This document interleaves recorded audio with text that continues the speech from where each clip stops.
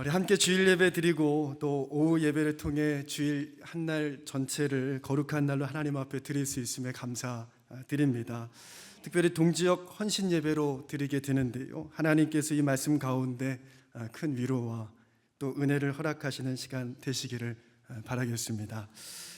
오늘 건강한 신앙을 위하여라는 주제로 말씀을 나누는데요, 한 통계에서 1000명을 대상으로 건강에 대한 설문조사를 했습니다. 이 중에 93.1%가요 건강에 관심을 가지고 있다라고 응답했다고 합니다. 당연한 거겠죠. 그리고 75.2%가요 실제 건강 관리를 위해 노력하고 있다라고 답했습니다. 그런데 여기서의 건강은 사실은 육체적인 건강만을 의미하지는 않을 겁니다. 우리도 다 알겠지만은요, 정신건강날 2023년 리포트를 보면은요, 응답자의 78%가 육신만큼 정신의 건강에도 관심이 있다라고 응답을 했다 그래요. 이 시대는 멘탈 케어, 정신 건강에도 참 관심이 많고요. 사실 거기서 더 나아가서 영혼의 건강까지도 이제는 관심을 갖는 시대입니다. 당연히 믿는 우리들은요, 육체를 넘어 또 정신을 넘어 사실 이 영혼, 신앙에 대한 건강에 누구보다 관심이 있을 수밖에 없을 겁니다. 바울도요, 사실 여기에 대한 관심이 있었고요, 자신이 세운 교회들에게 어떻게 하면 건강한 그리스도인으로 또 건강한 공동체로 세울까에 관심이 많이 있었습니다. 오늘도 이 골로새 교회를 향한 이 편지 속에서는요, 바울이 이 교회를 건강한 공동체로 세우고자 하는 바울의 간절한 마음이 담겨져 있는데요, 오늘 이 말씀을 통해서 우리 또한 하나님이 기뻐하시는 또 건강한 그리스도인으로 어떻게 세워져 갈 수 있을지를 함께 고민해보고 또 은혜를 나누는 시간 되시기를 바라겠습니다. 세 가지로 나눌 텐데요, 오늘 이제 6절과 7절 두 절을 읽었습니다. 짧은 말씀이기는 하지만은요, 이 두 절에서 우리가 세 가지 질문을 한번 나눠볼 텐데요, 우리 첫 번째는 6절 말씀입니다. 우리 6절 같이 한 목소리로 읽어보도록 하겠습니다. 함께 읽습니다. 그러므로 너희가 그리스도 예수를 주로 받았으니 그 안에서 행하되. 아멘. 여기 보니까요, 첫 번째는 바울이 너희가 그리스도 예수를 주로 받았다라고 말하고 있습니다. 다시 말해 우리가 건강한 신앙을 위해 질문해야 되는 첫 번째는요, 우리가 예수를 주로 받았는가 하는 질문입니다. 주일 예배 때도 대목사님께서 나눠주셨듯이 베드로가 예수님을 향해서 그리스도라고 또 하나님의 아들이라고 고백합니다. 정말 성경에서 중요한 또 핵심이 되는 고백인데요, 이 고백에서요, 이 중요한 그리스도요 하나님의 아들이라는 고백을 주라는 단어로 베드로가 시작을 하더라라는 것이죠. 주는 그리스도시요 살아계신 하나님의 아들이라 고백합니다. 그리고 의심 많은 제자 도마도요, 부활하신 예수님을 만나고 그분을 직접 만지고 나서요, 요한복음 2장 20장 28절에 나의 주시며 나의 하나님이시다라고 그가 고백을 하더라라는 것이죠. 그분이 주인이심을, 이 믿는 자가 예수를 주로 받았음을 고백하고 있는 것입니다. 죽은 나사로를 살리신 예수님을 경험한 마르다도요, 주는 그리스도시요 세상에 오시는 하나님의 아들이신 줄 내가 압니다라고 고백하는 것처럼요, 성경에서 예수를 주로 고백하는 것은 아주 핵심적인 고백일 수 있습니다. 그렇다면 우리는 질문해 봐야 할 것입니다. 예수를 주로 받았다라는 것이 무엇일까요? 여기서 주는 말 그대로 주인이겠죠. 예수님은 누가복음 6장 46절에요, 자신의 말씀을 듣는 제자들을 향해서 이렇게 말씀하십니다. 너희는 나를 불러 주여 주여 하면서도 어찌하여 내가 말하는 것을 행하지 아니하느냐. 예수님을 주라 고백한다라는 것은요, 자신을 예수님의 종이라고 고백한 것과 같은 것이죠. 그렇기에 주인의 말씀을 듣고 그것을 행하는 것, 주님이라고 고백만 하는 것이 아니라 실제 그분의 말을 듣고 행하는 것이 종의 본분일 것입니다. 물론 지금 이 시대에는 주인과 종의 신분은 사라졌죠. 그렇기에 우리가 잘 체감되지 않을 수 있지만은요, 예수님이 사셨던 그 로마 시대에는요, 주종 관계가 아주 확실했습니다. 그러니까 우리가 이해하는 것과 사실 이 예수님의 말씀 또 바울의 편지를 받는 이 사람들이 느끼는 것은 좀 차이가 있을 겁니다. 실제 로마법에 보면은요, 이 주종 관계에 대해서 이제 서술해 놓은 것이 있는데요, 종은 주인의 소유물이다라고 아예 적혀져 있습니다. 그러니까 그 시대 노예 또 종은 물건으로 취급되던 시대인 거죠. 우리는 전혀 이해할 수 없지만요, 그때는 그게 너무 당연했던 문화였던 겁니다. 그를 로마법에는 주인은 종의 생사 여탈권을 가진다라고 되어 있습니다. 그의 생명을 자기 마음대로 할 수 있는 것이죠. 그리고 종의 의무는 충성과 복종이라고 되어 있습니다. 주인의 생명을 지켜야 할 의무가 이 종에게 있기 때문에 실제 로마의 원로 중에요, 한 사람이 살해되었을 때 그 집에 종 400명 전원이 처형됐던 일도 있습니다. 이처럼 종은 주인에게 철저히 속한 존재라는 것이죠. 지금 우리가 느끼는 것보다요, 그 신약 시대 종의 위치는 더욱더 확고했습니다. 예수님을 주인으로 고백했다라는 것은요, 결코 가벼운 고백은 아닌 것이죠. 자신이 온전히 예수님의 소유이고 자신의 권리는 조금도 주장할 수 없으며 자신의 생명과 모든 부분이 예수님께 달려 있다라는 고백인 것입니다. 지금 우리는 이런 제도를 가진 시대에 살고 있지는 않지만은요, 예수님과 우리와의 관계가 어떠해야 하는지를 느낄 수 있는, 또 깨달을 수 있는 중요한 대목일 것입니다. 때로는 예수님이 나의 주님이라는 고백을요, 습관적으로 사용할 때도 있습니다. 그러나 우리는 그 의미를 다시 한 번 더 되새겨 봐야 하는 것이죠. 혹시 여러분은 예수님을 나의 주님으로 고백하며 주님을 부르고 있지만 결국에는 내 생각, 내 뜻대로 행하고 있지는 않으십니까? 말은 종이라고 하지만 주인의 행동을 하고 있고 예수님께서 나를 위해 움직여 주시기만을 기다리고 있지는 않는가 하는 겁니다. 주님이 우리 마음에 거하시기는 하시는데 어떤 것도 건드리지 말라고 하고 계시지는 않으십니까? 그냥 저기 소파에만 잘 편안히 앉아 계시라고 손님으로 모시고 있지는 않는가 하는 겁니다. 주님이시라면, 그분이 우리 마음의 집의 주인이라면 그분이 무엇이든지 마음대로 움직이고 바꾸고 때로는 버리고 새로 들여놓을 수 있는 권한을 주님께 다 내어드리는 것이 바로 예수를 주로 모신 자의 고백일 것입니다. 로마서 14장 8절에요, 바울이 이렇게 고백하는데요, 이 말씀 같이 한번 읽어보도록 하겠습니다. 우리 함께 읽겠습니다.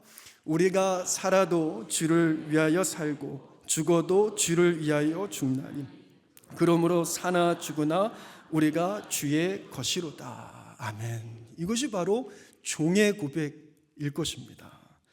우리의 신앙이 건강해지기 위해 반드시 질문해야 되는 첫 번째는요, 나는 예수를 주로 받았는가 하는 것입니다. 언제든 예수님의 말씀을 따라 나의 생각을 바꿔서 움직일 준비가 되어 있는가, 우리는 한번 질문해 보시기를 바라겠습니다. 두 번째는요, 우리 7절 말씀 한번 읽어보도록 하겠습니다. 7절 함께 읽겠습니다. 그 안에 뿌리를 박아며 세움을 받아 교훈을 받은 대로 믿음에 굳게 서서 감사함을 넘치게 하라. 아멘. 바울이 골로새 교인들에게 권면하고 있는 것은요, 그 안에 뿌리를 박으라 라는 겁니다. 여기서 그는 예수님이겠죠. 그러니까 예수님 안에 뿌리를 박으라 라는 겁니다. 우리는 이 권면을 어떻게 받아들여야 할까요? 시편 1편에요, 이렇게 고백합니다. 그는 시냇가에 심은 나무가 철을 따라 열매를 맺으며 그 잎사귀가 마르지 아니함 같으니 그가 하는 모든 일이 다 형통하리로다. 이 나무가 철을 따라 열매를 맺으며 형통할 수 있는 이유는요, 시냇가에 심겨져 있기 때문입니다. 시냇가에 뿌리를 박고 있기 때문에 건강하게 자라날 수 있는 것이죠. 뿌리를 박는다라는 것은요, 마치 빨대로 무언가를 마시는 것과 같습니다. 우리 앞에 여러 개의 잔이 이렇게 놓여 있다고 한번 생각해 보세요. 그리고 그 중에는 몸에 좋은 것도 있고 몸에 안 좋은 것도 있는 겁니다. 그런데 우리가 그 빨대를 어디에 놓고 무엇을 빨아들이느냐가 사실은 건강에 중요한 영향을 미칠 수밖에 없는 것이죠. 이처럼 우리가 뿌리를 박는다라는 것은요, 우리의 삶의 영양분을 어디서 얻을 것인가에 대한 문제입니다. 예수 안에 뿌리를 박는다라는 것은요, 내가 다른 곳에서 영양분을 공급받지 않고 내가 살아갈 힘과 지혜를 예수님께 얻겠다라는 결단인 것이죠.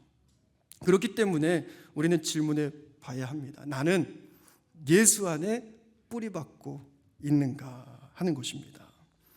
때로는 말은 그렇게 할 수 있지만은요, 우리의 실제 삶에는 뿌리가 엉뚱한 데 박혀 있는 경우들도 있습니다. 그것이 대표적으로 드러나는 것이 우리의 삶에 문제가 딱 발생했을 때일 것입니다. 그때 우리는 어떤 질문을 하고 있는가, 그 문제 앞에 어떻게 행동하고 있는가를 살펴야 됩니다. 우리가 그 문제 앞에서 예수님이라면 어떻게 하실까라고 하나님 앞에 기도하며 무릎 꿇고 있는가 하는 것이죠. 예수님은 어떻게 사셨지? 어떤 가르침을 주셨었지?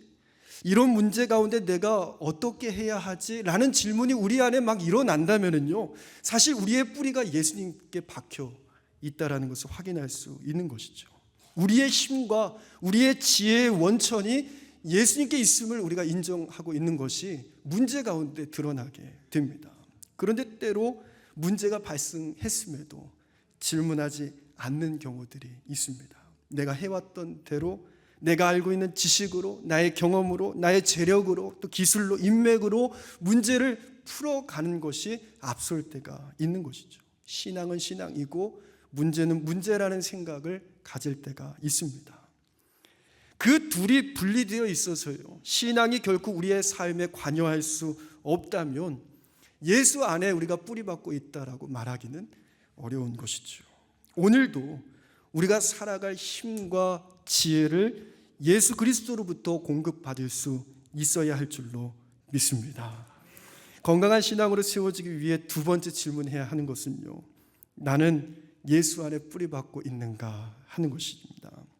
골로새서 2장 3절에요, 바울은 이렇게 고백합니다. 그 안에는 지혜와 지식의 보화가 감추어져 있느니라. 여기서 그는 예수님이겠죠. 예수 그리스도 안에 모든 지혜와 지식의 보화가 감추어져 있다, 바울은 고백합니다. 빌립보서 4장 13절에서도요, 내게 능력 주시는 자 안에서 내가 모든 것을 할 수 있다라고 말하죠. 바울은 철저하게 예수 그리스도 안에 뿌리박고 그분으로부터 힘과 지혜를 공급받는 건강한 신앙이었음을 우리는 확인할 수 있는 겁니다. 바라기는 우리 이 오예배에 나온 모든 성도님들이요, 예수 그리스도에게 뿌리박은 건강한 신앙이 되시기를 주님의 이름으로 축복합니다.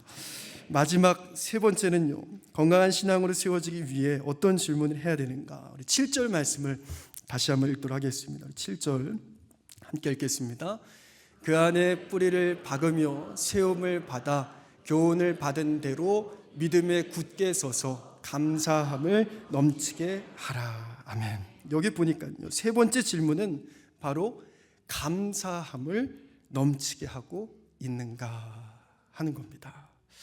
어떻게 보면 감사는요, 굉장히 뻔하고 식상한 내용이라고 생각될 수도 있습니다. 그렇기 때문에 감사하면 당연히 해야지 하고 넘어갈 수도 있어요.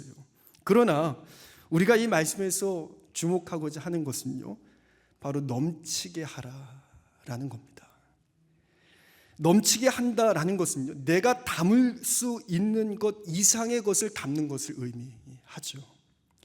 내가 감사할 수 있는 것은 이만큼인데요, 그 그릇을 넘어서서 감사하는 겁니다. 내가 할 수 있는 것 이상의 감사를 하라는 권면인 것이죠. 다시 말해 감사할 수 없다고 판단되는 상황에조차 감사하는 것이 바로 넘치게 감사하는 것입니다. 이것을 우리가 잘 아는 표현으로 바꾼다면요, 바로 범사에 감사하라 이겠죠. 범사에 감사한다라는 것은요, 모든 일에 감사한다라는 겁니다. 분명 우리에게 발생되는 일 중에 우리의 삶 속에 감사할 수 없는 순간이 있을 텐데요, 그조차도 감사하라는 바울의 권면인 것이죠. 오늘 우리가 읽은 7절 말씀의 원어를 보면은요, 한 가지 재미난 점이 있습니다. 이 7절 말씀에 동사가 5개가 나옵니다. 뿌리를 박다, 세움을 받다, 교훈을 받아, 또 믿음에 굳게 서다, 감사함을 넘치게 하다. 이 5개의 동사가 나옵니다. 그런데 이 5개 중에 앞에 4개의 동사는요, 모두 수동태로 되어 있습니다. 다시 말해서요, 이 차이점이 이 4개는 수동태로 되어 있어서 누군가에 의해서 되어지는 것을 의미합니다. 뿌리를 박는 것도, 세움을 받는 것도, 또 교훈을 받는 것도, 믿음에 굳게 서는 것도요, 모두 사실은 하나님의 은혜로 되어지는 것들이라는 바울의 고백이죠. 그런데 유일하게 이 5단어 중에서요, 감사함을 넘치게 하라, 이것만 능동태로 되어 있습니다. 그러니까 이 감사함을 넘치게 하는 것은요, 누군가에 의해서 물론 하나님의 은혜로 되어질 수도 있지만요, 바울은 더 능동적으로 적극적으로 감사하라고 우리에게 권면해주고 있는 것입니다. 이것은 내가 의지를 가지고 감사해야 하는 영역이다라는 것이죠. 때론 감사할 상황이 전혀 아니지만 그럼에도 그 가운데에서도 내가 넘치게 감사해야 된다라는 것을 잊지 않고 나에게 담을 수 있는 그 이상의 것을 담아보고자 하는 겁니다. 그 그릇이 넘칠 때까지 감사해보는 것이죠. 능동적으로, 더 적극적으로 그 감사의 신앙을 회복하는 겁니다. 17세기의 영국의 청교도 목사님이시고 또 신학자이고 성경 주석가로 잘 알려진 매튜 헨리 목사님이요, 지금도 이제 그분의 주석이 유명한데요, 그분이 이제 한 사건을 만나게 되는데 그 일화가 우리에게 잘 알려져 있습니다. 하루는 이분이 강도를 만나게 됩니다. 강도에게 구타를 당하고요, 그때 가지고 있던 모든 걸 다 빼앗기게 됩니다. 그리고 나서 만신창이가 된 몸을 이끌고 집으로 돌아와 가지고요, 이 목사님이 무릎을 꿇고 집에 들어와서 기도하기를 시작을 합니다. 물론 이것도 대단한 거죠. 구타를 당하고 모든 걸 다 빼앗기고 굉장히 어려운 그 상황 속에서도 일단 집에 와서 기도부터 했다라는 겁니다. 그런데 놀랍게도요, 그의 기도가 하나님에 대한 원망이나 불평이나 어떤 괴로움에 대한 토로이기보다요, 감사의 기도를 드리는데 무려 4가지 감사를 하나님 앞에 올려드립니다. 어떤 감사를 그가 그 상황 속에서 드리냐면요, 첫 번째는 오늘 이전에 한 번도 강도 만난 적이 없음을 감사하더라라는 겁니다. 이번이 처음 겪은 일임에 감사합니다 라고 기도하고요, 두 번째는요, 돈만 빼앗기고 생명을 구한 것에 감사합니다 라고 두 번째로 기도했고요, 세 번째는요, 강도가 가져간 것보다 집에 남아있는 것이 많음에 감사했다라는 겁니다. 그리고 마지막 네 번째는요, 강도를 당한 것이지 자신이 강도질을 한 것이 아님을 감사했다라는 겁니다. 어찌 보면 이 상황에서 이런 기도 안 해도 되지요. 사실은요, 그냥 신고를 하거나 그 자리에 엎어져 울거나 하나님 앞에 떼를 쓰거나 그래도 될 겁니다. 그런데 굳이 그 자리에 엎드려서 하나님 앞에 4가지의 감사를 찾고 찾아서, 물론 더 있었을 수도 있을 것 같아요. 근데 매튜 헨리 목사님은요, 그 어려운 상황 속에서도 굳이 이 4가지 감사를 찾아서 하나님 앞에 올려드리더라라는 것이죠. 어찌 보면은요, 이것이 넘치는 감사가 아닌가 생각하게 됩니다. 우리의 상황을 뛰어넘어서 세상은 이해하지 못할지라도 우리가 담을 수 있는 그릇을 넘어 감사를 채우고 또 채워보는 겁니다. 누군가에 의해서가 아니라 내가 의도적으로, 때로는 능동적으로, 적극적으로 감사하는 삶을 살고자 힘써 보는 것이죠. 그것이 바로 건강한 신앙으로 나아가는 모습인 줄로 믿습니다. 오늘 우리는 건강한 신앙을 세우기 위한 세 가지 질문을 살펴봤습니다. 예수를 주로 받았는가? 우리는 스스로 질문해 봐야 할 것이고요. 예수 안에 뿌리박고 그분 안에서 힘과 지혜를 얻고 있는가? 질문해야 할 것이고요. 마지막 세 번째는 나의 감사는 나의 그릇을 넘치게 감사하고 있는가? 우리는 살펴봐야 할 것입니다. 바라기는 헌신 예배를 드리는 우리 동지역 성도님들, 그리고 이곳에 모인 우리 모든 종교가족 분들이 이 세 가지 질문을 통해 건강한 신앙으로 날마다 세워져 가는 모두 되시기를 주님의 이름으로 축복을 드리겠습니다. 기도하겠습니다. 하나님, 우리가 건강한 신앙으로 세워져 가기를 원합니다. 날마다 예수 그리스도를 주로 고백하며 예수 그리스도에게 뿌리를 받고 감사를 넘치게 하며 살아갈 수 있도록 주여 인도하여 주옵소서. 예수님의 이름으로 기도드립니다. 아멘.